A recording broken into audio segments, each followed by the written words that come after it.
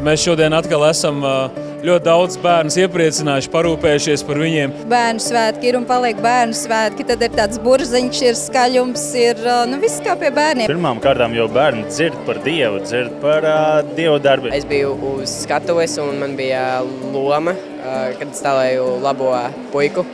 Es biju apmulsts, tāpēc man likās, man būs jātēl sliktais puika. Viss bija tā kā īstajā dzīvē, kad man skolā tā gandrīz katru dienu notiek. Ko jūs gribētu paņemt savām dzīvēm, kad jūs esat savās skolās vai kaut kur? Domā to, ko Dievs par tevi domā un ko tu domā par sevi. Ka nav jākaunās no tā, ka tu esi kristietis. Ļoti daudz ar to saskarās, kad pret viņiem netik ļoti forši izturās un tad arī to pašu gribas principā pretī dot, bet mēs esam Dieva bērni un mums tā nevajag darīt. Man patika visas atrakcijas. Man ļoti patika tā, kur bija tur sporta atrakcijas, tur sporta zālē.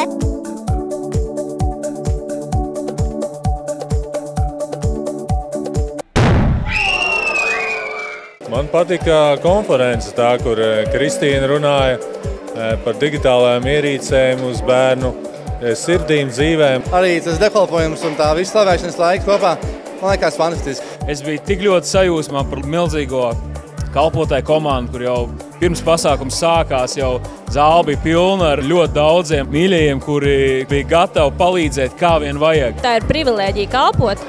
Un šoreiz šo privilēģiju izmantoju es, nevis vīrs, jo parasti viņš ir pie kameras un filmē un skrien ar fotoaparātu un visu bildē. Tas ir Jēzus, jo tikai Jēzus dēļ mēs esam šeit un tikai viņam par godu un slavu notiek šis pasākums. Ko es kā bērns, kurā es izaugu šajās konferencēs un mūzikas spārnos, un tagad es pati varu būt tā, kas kalpoja un organizē to. Protams, ka sajūta ir fantastiska. Esi ekipēts tiešām, turi dārgu to ekipējumu un atceries, ka tev ir viss dots, tev tikai jāpaņem. Ar Jēzu tu vari visu, ar Jēzu tu esi ekipēts, ar Jēzu tu esi stiprs un spēcīgs, lai pastāvētu, ietekmētu un uzvarētu tur, kur tu šobrīd esi savā skolā, pulciņos, bērndārzā, vienalga. Ja tev ir Jēzus, tad tev ir viss.